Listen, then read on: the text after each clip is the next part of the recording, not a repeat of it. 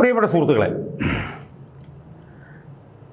കേരളത്തിലെ എക്കാലത്തെയും ഏറ്റവും വലിയ പാർട്ടി ഏതാണ് എന്ന് ചോദിച്ചാൽ അതിനൊരൊറ്റ ഉത്തരമേ ഉള്ളൂ: communist party of India Marxist. പതിറ്റാണ്ടുകളായി കേരളത്തിൽ അധികാരത്തിലിരുന്നാലും പ്രതിപക്ഷത്തിരുന്നാലും ഏറ്റവും കൂടുതൽ സ്വാധീന ശക്തിയുള്ള ഒരു പാർട്ടി സംവിധാനം CPM ആണ്. ഇടത് ഈ പറഞ്ഞ പോലെ ഓൾട്ടർനേറ്റീവായിട്ട് അധികാരത്തിൽ വന്നുകൊണ്ടിരുന്ന പാർട്ടി 2016 മുതൽ 2026 വരെ നിരന്തരം അധികാരത്തിലായിരുന്നു. ഇപ്പോൾ ദയനീയമായി പ്രതിപക്ഷത്താണ്. അപ്പോൾ ആ പാർട്ടി ഭരണത്തിലിരിക്കുമ്പോൾ ശക്തമായ സാന്നിധ്യമാണ് ആ പാർട്ടിയുടേത്. എന്നാൽ പ്രതിപക്ഷത്തിരിക്കുമ്പോഴും ആ പാർട്ടിയുടെ സ്വാധീനം കുറച്ച് കാണിക്കാൻ കഴിയില്ല എന്ന് നമ്മൾ ഓർക്കണം.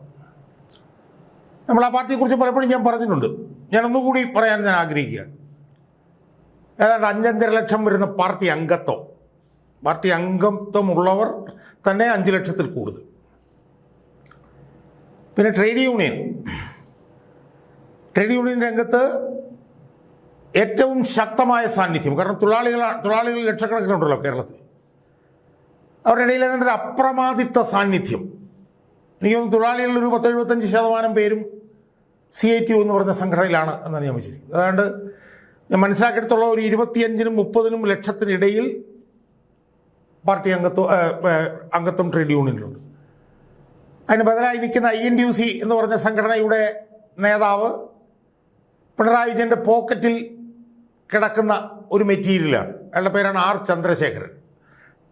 അയാൾ പിണറായി വിജയനെതിരെ ഒന്നും ഇതിനെ പറഞ്ഞിട്ടില്ല. കാരണം അയാളെ ഒരു പ്രോസിക്യൂഷനിൽ ഒരു വലിയ 500 കോടി രൂപയുടെ ഒരു തോട്ടണ്ടി ഇറക്കുമതി അഴിമതി വിഷയത്തിൽ അയാളെ പ്രോസിക്യൂഷനിൽ പെടാതെ രക്ഷപ്പെടുത്തിക്കൊണ്ടിരുന്നത് പിണറായി വിജയൻ ആയതുകൊണ്ട് അയാൾ പിണറായി വിജയനെതിരെ ഒന്നും പറയില്ല. പക്ഷേ അയാൾ നേതാവായിരിക്കുന്നത് കൊണ്ട് തന്നെ INTUC എന്ന് പറഞ്ഞ സംഘടന അതൊരു ഡാം സ്ക്വിബായിട്ട്, അതായത് ഒരു നനഞ്ഞ പടക്കമായിട്ട് ഇപ്പോഴും തുടരുകയാണ്. അപ്പോൾ ആ സാഹചര്യത്തിൽ CITUവിൻ്റെ സ്വാധീനം എന്ന് പറഞ്ഞു കഴിഞ്ഞാൽ ഇൻഫാലിബിളാണ്. 10-25-30 ലക്ഷത്തിനിടയിൽ അംഗത്വമുള്ള CITUവിൻ്റെ സംഘടന. അതുപോലെ തന്നെ സർക്കാർ ജീവനക്കാരുടെ ഇടയിൽ വലിയ സ്വാധീനമുള്ള കേരള NGO യൂണിയൻ, അതുപോലെ തന്നെ ലക്ഷക്കണക്കിന് അംഗത്വമുള്ള സ്കൂൾ ടീച്ചർമാരുടെ സംഘടന, കോളേജ് അധ്യാപകരുടെ സംഘടന മുതൽ എവിടെ നോക്കിയാലും CPM ഉണ്ട്. കോടതിയിൽ ചെന്നാൽ അവിടെ CPM ഉണ്ട്. അവിടുത്തെ ജഡ്ജിമാരുടെ ഓഫീസിൽ CPM ഉണ്ട്. അവരുടെ ഓഫീസുകളിൽ CPM ഉണ്ട്. എന്തിനു പറയുന്നു, ചീഫ് ജസ്റ്റിസിൻ്റെ ഓഫീസിൽ പോലും CPM ഉണ്ട്. അവിടെ എല്ലായിടത്തും CPMകാരുണ്ട്. ഇനി കോടതിയിൽ നമ്മൾ ജയിലിലേക്ക് ചെന്നാലോ അവിടെയും CPM ഉദ്യോഗസ്ഥന്മാരുടെ സ്വാധീനം വളരെ വലുതാണ് എന്ന് നമുക്ക് കാണാം. ഇനി നിങ്ങളൊരു ആദിവാസി കോളനിയിലേക്ക് ചെന്ന് നോക്കൂ, അവിടെയുണ്ട് CPMകാർ. എവിടെ ചെന്നാലും ഇപ്പോൾ ടെക്നോ പാർക്കിൽ IT ജീവനക്കാർ ജോലി ചെയ്യുന്നിടത്ത് ചെന്നാൽ അവിടെയും CPMകാരുണ്ട്. ഇപ്പോൾ KCB എന്ന് പറഞ്ഞൊരു സ്ഥാപനമുണ്ട്. ആ സ്ഥാപനത്തിൽ ഏതാണ്ട് ഒരു 10-75% CPMകാരാണ്. ഓഫീസേഴ്സിൻ്റെ സംഘടന, സ്റ്റാഫിൻ്റെ സംഘടന, എല്ലാത്തിലും CPMൻ്റെ സ്വാധീനം അങ്ങേയറ്റമാണ്.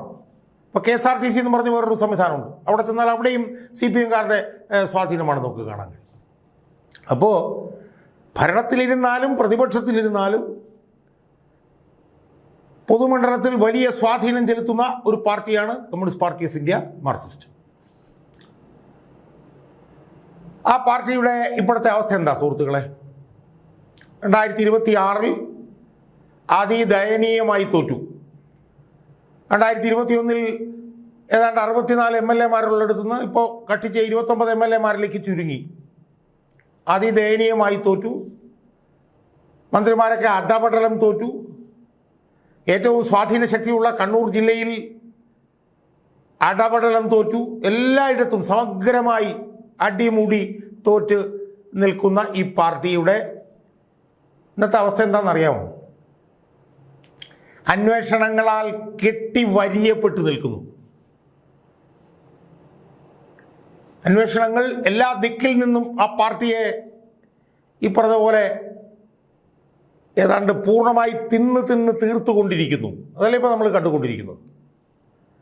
ആ പാർട്ടിയുടെ കഴിഞ്ഞ 10 വർഷക്കാലത്തെ പ്രവർത്തനത്തിൻ്റെ ഭാഗമായി, ആ പാർട്ടിയുടെ ജീർണതയുടെ ഭാഗമായി ആ പാർട്ടിയെ പല അന്വേഷണങ്ങൾ ഏതാണ്ട് കൊന്നു തിന്നുകൊണ്ടിരിക്കുന്നു.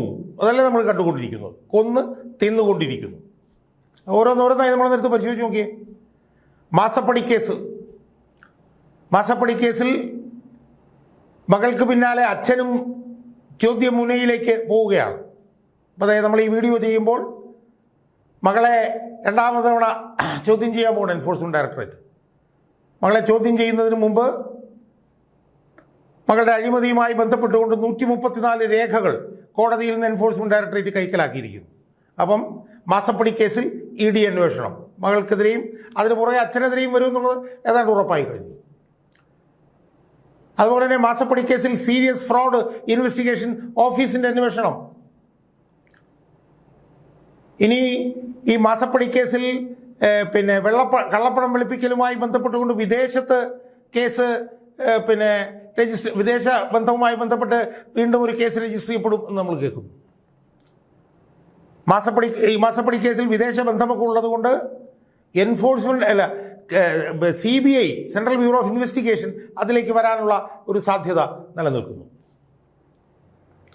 അപ്പം മാസപ്പടി കേസ് തന്നെ ഈ പാർട്ടിയെ വരിഞ്ഞ് കുരുക്ക് മുറുക്കിക്കൊണ്ടിരിക്കുന്നതിനിടയിലാണ് 2021 മുതൽ അന്വേഷണം ആരംഭിച്ച് 2026 അന്വേഷണം പൂർത്തിയാക്കിയ തൃശ്ശൂർ ജില്ലയിലെ കരുവന്നൂർ ബാങ്ക് കൊള്ള കേസ് പദ ഉയർന്നു വന്നിരിക്കുന്നു.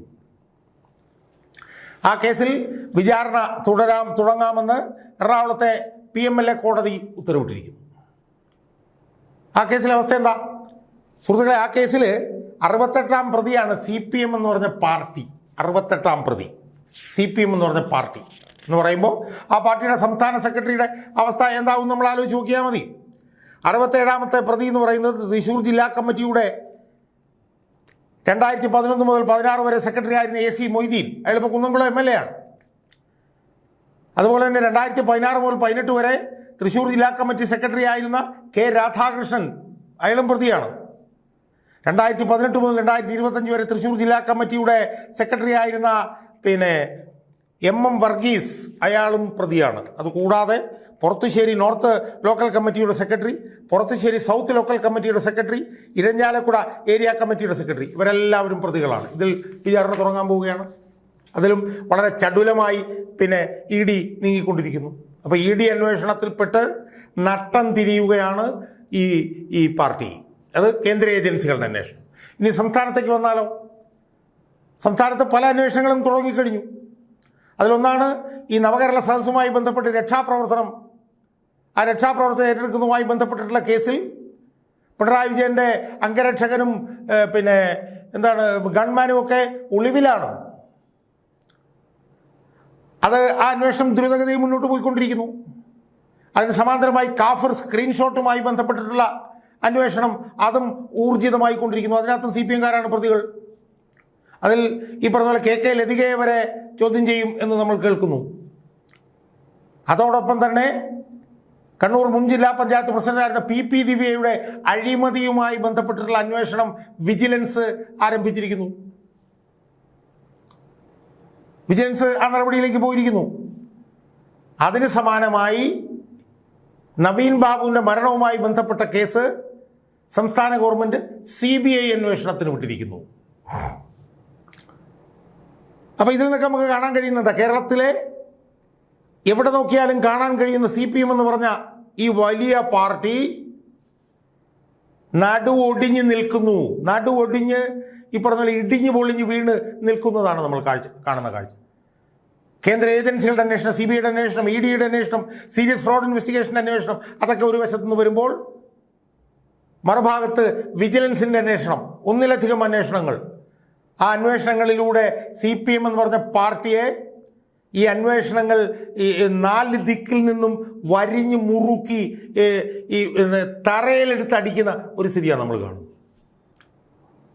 ഈ പാർട്ടിക്ക് ഇനി എത്ര നാൾ ഇങ്ങനെ തുടരാൻ കഴിയും എന്നതിനെ കുറിച്ചിട്ട് നമുക്ക് വലിയ സംശയങ്ങൾ അതിനകത്ത് ഉയർന്നിരിക്കുന്നു. അപ്പോൾ കേരളത്തിൽ തലയുർത്തി പതിറ്റാണ്ടുകളായി നിന്നിരുന്ന ഈ CPM എന്ന് പറഞ്ഞ പാർട്ടി കൊമ്പുകുത്തി വീഴുന്ന കാഴ്ച, അന്വേഷണങ്ങൾക്ക് പുറമെ അന്വേഷണങ്ങളിൽ നട്ടം തിരിഞ്ഞ് കൊമ്പുകുത്തി വീഴുന്ന അതിദയനീയമായിട്ടുള്ള ഒരു കാഴ്ചയാണ് നമ്മൾ ഇന്ന് കേരളത്തിൽ കണ്ടുകൊണ്ടിരിക്കുന്നത്.